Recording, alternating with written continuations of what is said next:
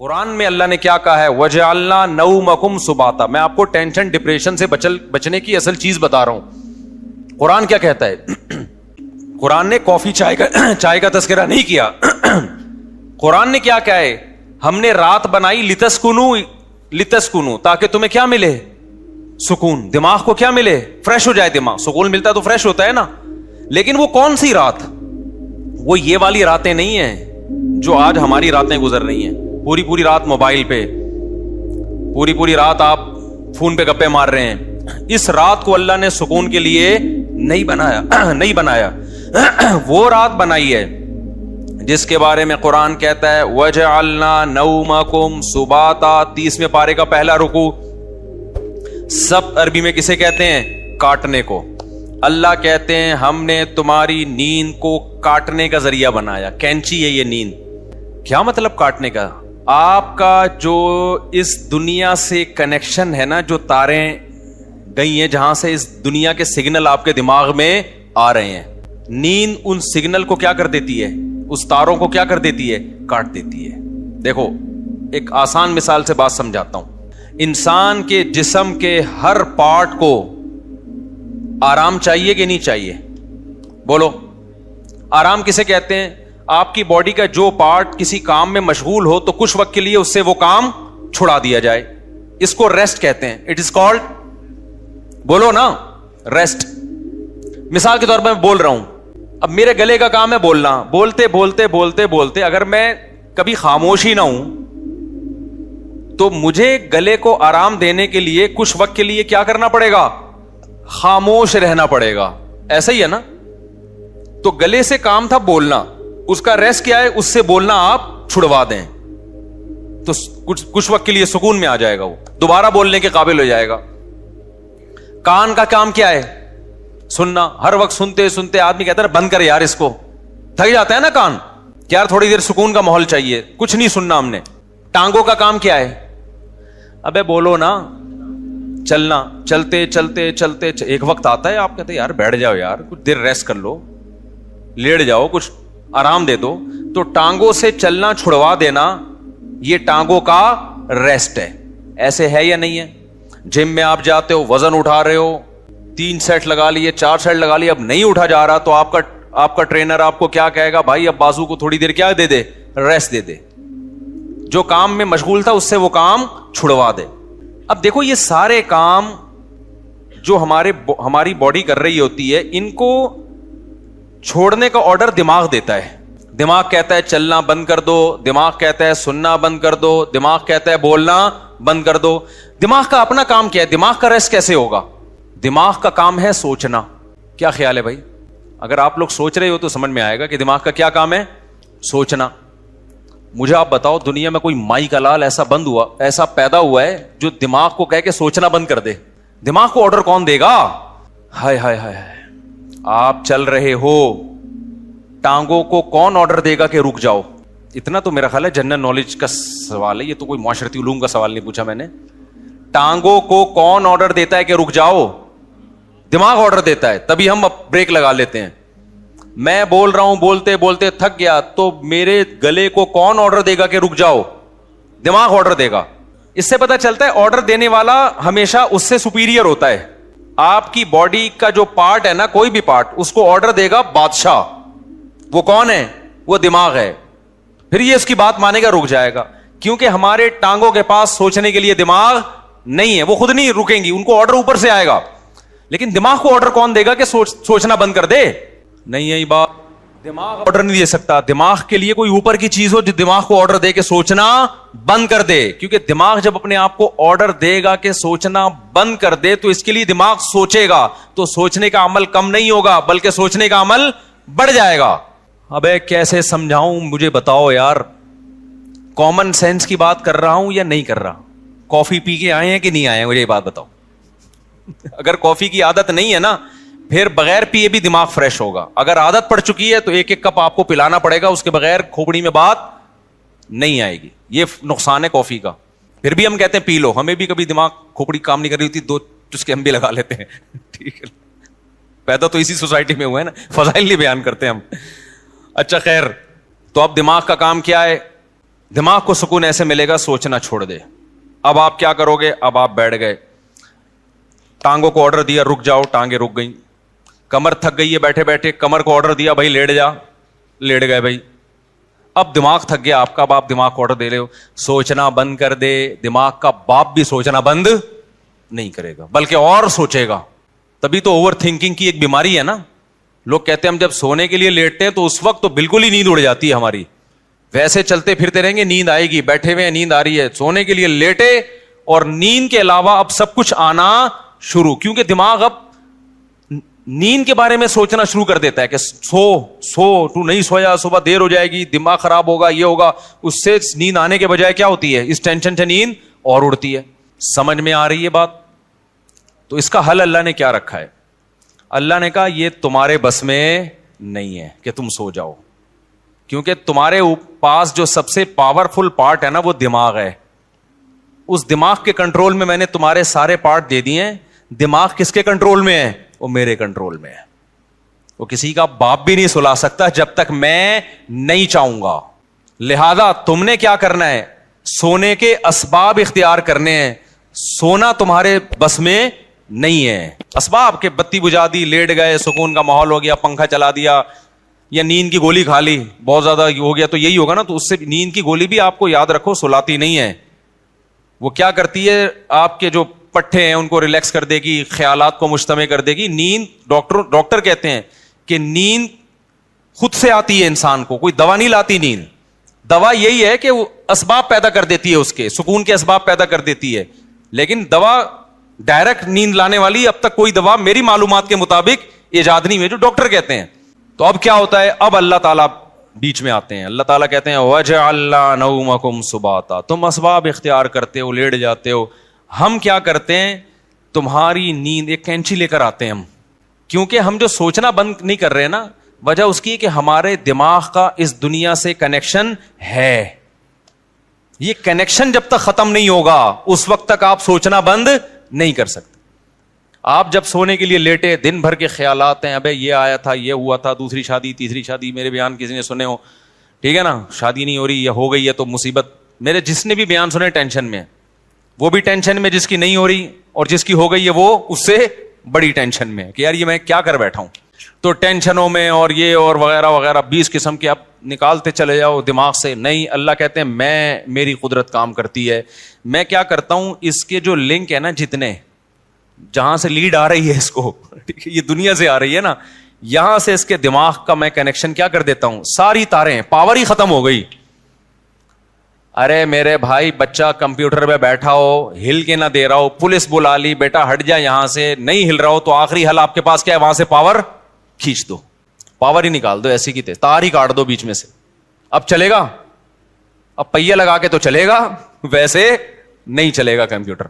تو اللہ میاں بھی کہتے ہیں وَجَعَلْنَا نَوْمَكُمْ سُبَاتًا, ہم نے تمہاری نیند کو دماغ اور اس دنیا کے کنیکشن کا کاٹنے والا, یہ نیند ایک کینچی ہے جو کیا کرتی ہے, تمہارے دماغ کا اس دنیا سے کنیکشن ختم.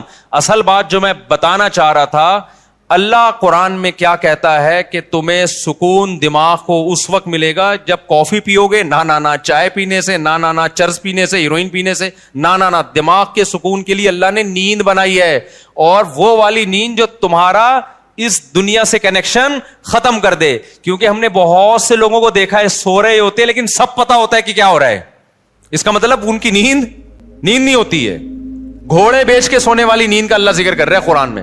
آپ دیکھ لو نا آج کل جو نیندیں ہو رہی ہیں, سو رہے ہیں اور سب سن بھی رہے ہیں کہ ہو کیا رہا ہے, بیگم کیا باتیں کر رہی ہے, کس کی غیبتیں کر رہی ہے, گھر میں ساس کتنے دن سے آگے ٹھہری ہوئی ہے, جا کیوں نہیں رہی ہے, مہنگائی بڑھ رہی ہے, اسٹیبلشمنٹ نے یہ کیا کر دیا اور فلانے نے یہ کیا کر دیا اور مہنگائی کو یہ کیوں ہو گیا وغیرہ وغیرہ, 20 قسم کے مسائل, اور سو بھی رہا ہے. ذرا سی بات کرو تو کہتا ہے کیا, اچھا سوتے سوتے بتا رہا ہوتا ہے چپ ہو جاؤ میں سو رہا ہوں. ابے تجھے پتا کیسے چلا اگر تو سو رہا ہے, کہتا ہے چپ ہو جاؤ میں کیا کر رہا ہوں, سو رہا ہوں. میں ایک دفعہ سو رہا تھا, گھر والوں نے مجھے اٹھایا کہ دروازے پہ کوئی ہے, تو میں نے کہا مجھے اٹھایا کیوں, کیا نیند خراب نہ ہو جائے نا. میں نے کہا نیند تو ہو گئی خراب, نیند تو ہو گئی خراب. تو گھوڑے بیچ کے سونا, غرق ہو کے سونا, بے ہوش ہو کے سونا, یہ والا سونا کون سا سونا ہے, جس کو اللہ نعمت قرار دے رہا ہے اور جو دماغی سکون کا ذریعہ ہے. آج کل یہ والا سونا مارکیٹ سے شارٹ. کیوں شارٹ ہے؟ اس میں ہمارے اپنے گناہ بھی ہیں. اب یہ میرا ٹاپک نہیں ہے لیکن غصے پر کچھ 2 ہفتے سے بیان چل رہا تھا نا, تو اس کو بھی لگا دیتا ہوں اسی کے ساتھ. میں نے بتایا تھا نا آج کل جو ہر آدمی توے پہ بیٹھا ہوتا ہے نا غصے میں, اس کی ایک بہت بڑی وجہ کیا ہے؟ نیند پوری نہ ہونا. لوگ کہتے ہیں ہم تو 7-7 گھنٹے سو رہے ہیں. بھائی آپ سو تھوڑی رہے ہیں, 7-7 گھنٹے آپ سونے کی کوشش میں لگے ہوئے ہیں. اس میں کبھی دیکھو 3 کیفیتیں ہوتی ہیں. ایک انسان اس دنیا میں ہوتا ہے اور ایک بالکل قبر میں ہوتا ہے موت کے بعد. ایک بیچ کی کیفیت بھی ہوتی ہے, کچھ برزخ کی چیزیں دیکھ رہا ہوتا ہے اور کچھ اس دنیا کی چیزیں. قرآن سے پتہ چلتا ہے یہ ایک بیچ کی کیفیت ہوتی ہے جس میں کچھ یہاں کچھ وہاں. بالکل نیند میں بھی ایسا ہی ہے. اللہ نے نیند کو موت سے تشبیہ دی ہے. نیند میں بھی ایسا ہی ہے, یا تو آپ پورے جاگے ہوئے ہیں جیسے بھی بیٹھے ہوئے ہیں, یا آپ پورے سو رہے ہوتے ہیں. آپ کا اس دنیا سے کوئی رابطہ نہیں ہوتا, کچھ پتہ ہی نہیں ہوتا کون رو رہا ہے کون ہنس رہا ہے, سردی ہے گرمی ہے خزاں ہے طوفان آ رہا ہے نہیں آ رہا. اور ایک بیچ کی کیفیت ہوتی ہے جس میں آدھے آدھے خواب بھی دیکھ رہے ہیں اور آدھے آدھے جاگ بھی رہے ہیں. اس والی نیند سے میرے بھائی سکون نہیں ملتا. تو یہ جو گہری نیند ہے نا, اس کے لیے کچھ کام کرنے پڑتے ہیں جو آج کل مارکیٹ سے شارٹ چل رہے ہیں. اور شریعت پہ عمل کر نہیں سکتے جب تک گہری نیند لیتے نہیں ہو, کیونکہ اسلام میں اخلاق کی بہت زیادہ ویلیو ہے. نبی صلی اللہ علیہ وسلم نے فرمایا انسان اچھے اخلاق کے ذریعے تہجد پڑھنے والے اور کثرت سے روزے رکھنے والوں کے مقام تک پہنچ سکتا ہے. یعنی اس کی زندگی میں تہجد بھی نہیں ہے اور روزے بھی نہیں ہیں, لیکن اخلاق کا اتنا اچھا ہے تو اللہ اس کو کس کے ساتھ حشر کریں گے؟ تہجد گزاروں کے ساتھ. اور حدیث میں آتا ہے کہ ایک تہجد گزار اور کثرت سے روزے رکھنے والا برے اخلاق کے ذریعے جہنم کا ایندھن بن سکتا ہے. حدیث کا مفہوم ہے. کیوں؟ بد اخلاقی کی وجہ سے کبھی بیوی سے لڑے گا, کبھی پڑوسیوں سے لڑے گا, کبھی کمیٹی سے لڑے گا, کبھی امام سے لڑے گا, کبھی مؤذن سے لڑے گا, کبھی اسے پٹا, کبھی گاڑی تھوڑی سی آگے اس کو اٹھا کے ٹھوک دیا, ٹھیک ہے نا, تو ساری نیکیاں اس کی کیا ہو رہی ہیں؟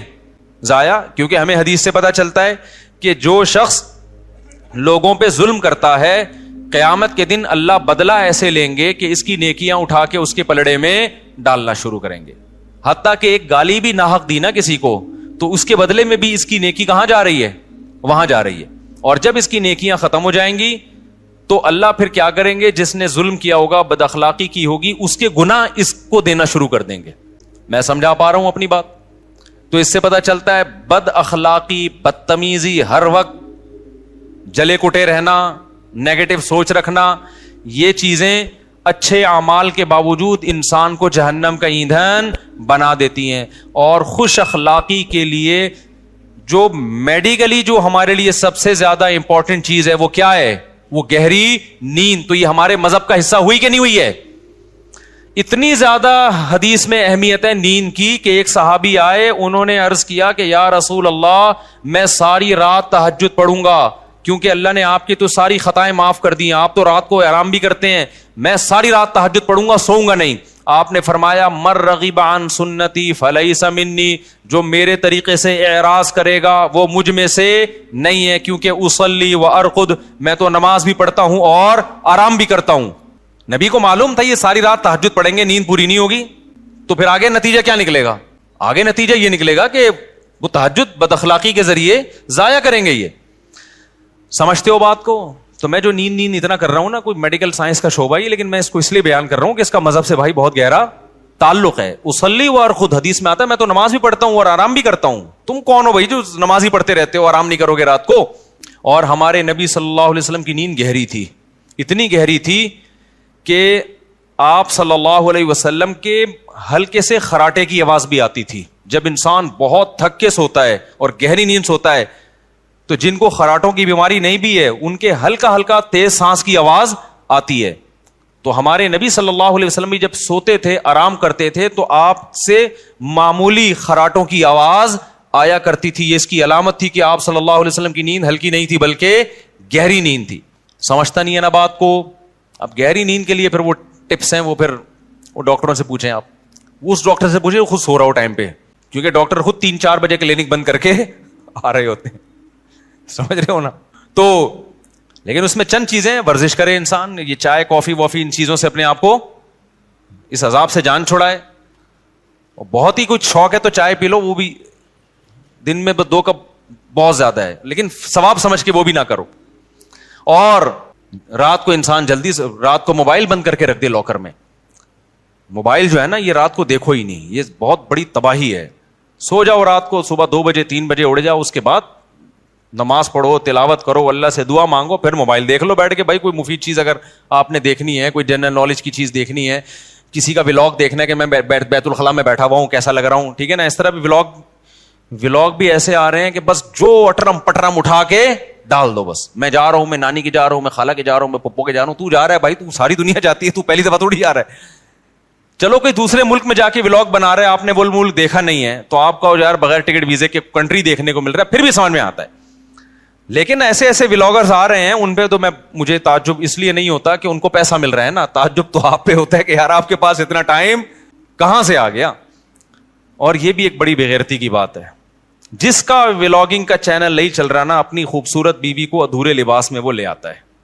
یار دیکھو, غیرت پہلے ہے, پیسہ بولو بعد میں. میں نہیں کہہ رہا کہ جو بھی عورت کو لے کر آ رہا ہے وہ گندی سوچ کا ہے, بری سوچ کا ہے, میں کسی پہ الزام نہیں لگا رہا, لیکن آپ کی بیوی اٹریکٹیو ہے, خوبصورت ہے, جوان ہے, اور ادھورے کپڑے میں آپ اس کو لا رہے ہیں, تو اس میں تو میرا خیال ہے کوئی دو رائے نہیں ہو سکتی کہ آپ کی نیت کیا ہے. یہ ایسے لوگ ہیں, اگر یہ بیگم کو نکال دیں تو ان کے چینل دھڑام سے نیچے. اور یہ ٹھرکی عوام, انٹرنیٹ پر اتنا فحش مواد پڑا ہوا ہے, اس کو دیکھنے کے بجائے کہیں بھی ان کو کوئی چاہیے کہ اپنی بیگم کے ساتھ آ رہا ہو. بھائی وہ جو مواد ٹھرکیوں کے لیے رکھا ہے وہ بھی غلط ہے, لیکن جب اتنا ہے تو پھر چل کیسے رہے ہیں یہ ٹھرکی چیزیں.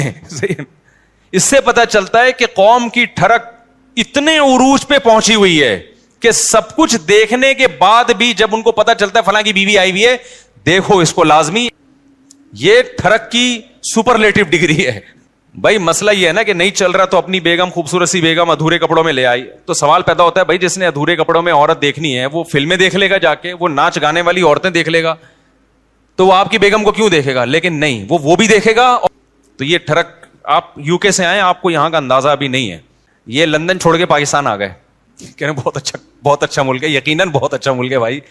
ان لوگوں سے ہم پھر بھی بہت اچھے ہیں, ان میں یہ چھچور پنا اس لیے نہیں ہے کہ وہ اس سے بڑی چیزوں کے عادی ہو چکے ہیں. ہمارے یہاں کے نائٹ کلب ولب نہیں ہے, تو یہ بےچارے کسی کی بیوی ادھورے کپڑوں میں دیکھ کے تھوڑا سا کیا ہو جاتے ہیں, خوش ہو جاتے ہیں. ان سے آپ کمپیئر نہیں کر سکتے, کیونکہ یہ نا بہت سے لوگ کہتے ہیں پاکستان میں فحش فلمیں سب سے زیادہ دیکھی جاتی ہیں. غلط ہے, نہیں دیکھنا چاہیے, لیکن اس کا یہ مطلب نہیں کہ وہ ہم سے اچھے ہیں. بناتے کون ہیں یہ فلمیں؟ وہ لوگ بناتے ہیں, تو بنانے والا زیادہ برا ہے, سمجھ رہے ہو؟ جس میں جو بالکل ہی حیا لیس ہو جائے گا وہ بنائے گا. پاکستانی کم از کم اس سے تو کم ٹھرکی ہے نا, بنا تو نہیں رہا اتنی, پھر بھی دیکھنا چھوڑ دو. ایسا نہ ہو کہ آپ بولیں گے چلو دیکھنے کی وہ پرمیشن, دیکھنا بھی غلط ہے, لیکن اس سے آپ جو دوسری قوموں سے کمپیئر کرتے ہیں نا پاکستانی کو کہ یہ بڑے ٹھرکی ہیں, ایسا بالکل بھی نہیں ہے. ان لوگوں سے وہ ٹھرک کی بہت اوپر لیول پہ پہنچے ہوئے ہیں. وہ یہ بد نظری جیسی چھچور پنے کو ٹائم ویسٹنگ سمجھتے ہیں, ٹھیک ہے نا. یہ پاکستان کے غریبوں کے کام ہے یہ کام. خیر, تو جلدی سے میں بات کو سمیٹوں, کہاں سے کہاں چلی گئی. تو میں یہ کہہ رہا تھا یہ تھوڑا سا کنٹرول کر لیں سونے وونے کو, تاکہ اوپر کی سیٹنگ کیا ہو جائے, سیٹ ہو جائے, اور یہ طلاقیں بھی کم ہو ہماری سوسائٹی میں, اور یہ مار دھاڑ کے واقعات بھی کم ہو, اور یہ جو یونیورسٹیوں میں ڈرگس چل رہا ہے, چرس, آئس, یہ سب چیزیں سکون کے لیے لے رہے ہیں لوگ, لیکن اس سے سکون آنے کے بجائے تباہ اور برباد ہو رہا ہے. دیکھو مذہب خدا کی قسم بہت بڑی نعمت ہے. مذہب آپ کے پاس آپشن چھوڑ دیتا ہے سوچنے کا. شرابی شراب کیوں پیتا ہے, وہ کہتے ہیں اس میں کیا خرابی ہے, وہ بحث کرے گا. کچھ لوگ بتائیں گے کہ یہ فائدہ مند چیز ہے, کچھ کہیں گے نقصان دہ چیز ہے, تو وہ اپنی دماغ استعمال کر کے پلس مائنس کر کے ایک فیصلہ کر کے کچھ چھوڑ دیں گے, کچھ پینا شروع کر دیں گے. جو پینا شروع کرتے ہیں سوسائٹی کو کتنا نقصان ہوتا ہے. مذہبی آدمی کے پاس یہ آپشن ہے ہی نہیں, اس کے پاس 2 اور 2 4 کی طرح ہے کہ انما الخمر والمیسر والانصاب والازلام, اے ایمان والو شراب اور جوا کیا ہے, حرام ہے. بس جب حرام ہو گئی تو اب ہمارے پاس آپشن ہی نہیں ہے نا سوچنے کا کہ یہ صحیح ہے کہ غلط ہے. بس غلط ہے, جب اللہ نے کیا دیا غلط ہے تو کیا ہے, غلط ہے یہ. اب دیکھو جو لبرل طبقہ ہے ان میں پردہ ختم ہوتا جا رہا ہے. اپنی بیویوں کو دوسرے کی بیویوں سے, دوسرے دوستوں سے ملانا, دوست کی بیوی آپ کی بیوی سے, آپ کی بیوی اس کے دوست سے, کزنیں آپس میں مل رہی ہیں, اکٹھے ڈانس بھی کر رہے ہیں. وجہ کیا ہے کہ وہ یہ بحث کرتے ہیں کہ اس میں غلط کیا ہے. بھائی اگر کزن نے کزن کے سامنے ڈانس کر لیا, بہنوں کی طرح ہی ہے نا, ہم لوگ کوئی ہماری نظریں خراب تھوڑی ہیں. اس سے آہستہ آہستہ سوسائٹی کس کی طرف جا رہی ہے, تباہی کی طرف. زنا کے واقعات, گھروں سے بھاگنے کے واقعات, ماں باپ کے ساتھ بدتمیزی. جس لڑکی میں حیا نکل گئی, ابا اماں کے ساتھ تمیز سے بات اب وہ کبھی بھی نہیں کر سکتی. لیکن مذہبی لوگوں کے پاس اللہ کی کتنی بڑی رحمت کہ ان کے پاس یہ سوچنے کا آپشن بولو نہیں. کیوں آپشن؟ بھائی بیوی کو آپ نے دوست سے پردہ کرانا ہے, ختم. یہ کس کا حکم ہے؟ ہم تھوڑی کہہ رہے ہیں دوست کی نظریں خراب ہیں. ہو سکتا ہے اس کی نظر آپ سے زیادہ اچھی ہو, وہ نہ بری نظر سے دیکھے, لیکن یہ آپشن ہمارے پاس اللہ میاں نے کیا کر دیا ہے, بھائی جوان بیوی ہے تو آپ کو اپنے دوست سے اس سے پردہ بولو کرانا ہے, ختم. میرے سارے گھر والے میرے بھائیوں سے پردہ کرتے ہیں الحمدللہ, ہماری بھابیاں ہم سے پردہ کرتی ہیں. ہم سب جوائنٹ فیملی میں اکٹھے رہے ہیں. ہم لوگ 4 بھائی تھے اور میری والدہ کی 6 بہویں تھیں. یہ بھی پہلی تھی. حالانکہ 4 بھائی میں بہویں کتنی ہوتی ہیں؟ 4 بہو. اس وقت 6 بہو. اگر ابھی والدہ زندہ ہوتی تو ایک کیلکولیٹر خریدنا پڑتا ان کو بہوؤں کو گننے کے لیے. خیر, تو ہم ایک گھر میں رہے ہیں اور 4 بھائی اور والدہ کی بہویں کتنی؟ 6 بہویں. تو سب والدہ کی سب بہویں دیوروں سے جیٹھوں سے پردہ کرتی تھیں. یہ جو لوگ کہتے ہیں نا جوائنٹ فیملی میں پردہ ممکن نہیں ہے, یہ میں نہیں مانتا. ہم نے تو کر کے دیکھا ہے بھائی اپنے گھروں میں الحمدللہ. لیکن ہم نے دیکھا ہے کہ بہت سی لڑکیاں جب دیور سے یا جیٹ سے پردہ کرتی ہیں تو بڑا مسئلہ گھر میں یہ کھڑا ہوتا ہے کہ دیور یا جیٹ کہتا ہے کہ کیا میں تمہیں برا آدمی نظر آتا ہوں جو مجھ سے پردہ کر کے بیٹھ گئی ہو؟ میں سمجھا پا رہا ہوں اپنی بات؟ ہماری نظریں کیا خراب ہیں؟ ہمیں باہر دیکھنے کے لیے بہت ساری عورتیں جو آپ پردہ کر کے بیٹھ گئی, ہمیں پتہ نہیں کیا سمجھ رہی ہو. یہ جب بحث گھر میں شروع ہوگی تو آپ پردے کا ماحول نہیں بنا سکتے. اسلام نے ہمارے لیے یہ بحث کا دروازہ کیا کر دیا بولو بند. اسلام نے کہا بھائی عورت کا زینت اس کا بھائی, اس کا باپ, اس کا شوہر, اس کا بھتیجا, اس کا بھانجا, اس کا چچا, یہ دیکھ اس کے سامنے آ سکتی ہے, پوتے نواسوں کے سامنے بھی. اس کے علاوہ سارے اس کے لیے کیا ہیں؟ نامحرم. اب اس کا تعلق اس سے نہیں ہے کہ دیور جیٹ کی نظر اچھی ہے یا گندی ہے. بھائی اللہ کا حکم ہے بھابھی نے دیور سے پردہ کرنا ہے. تو مذہب والا آدمی جو مذہب کو فالو کرتا ہے نا, بہت سارے کنفیوژن اللہ نے اس کے لیے کیا کر دی ہیں؟ آسان. ان سے نکلنا آسان کر دیا. وہ کہتے ہیں بھائی شریعت کا حکم ہے, ختم. تو سکون سے زندگی گزرتی ہے, گھروں کا ماحول اچھا ہو جاتا ہے. غیر مسلم لوگ نا پہلے یہ کزنوں سے پردہ ختم ہوا, پھر ناچنا گانا شروع ہوئے, اب اس کے بعد ان کے گھروں کا ماحول آپ غیر مسلموں کا جا کے دیکھو, گھروں میں محبتیں کیا ہو گئیں؟ ختم.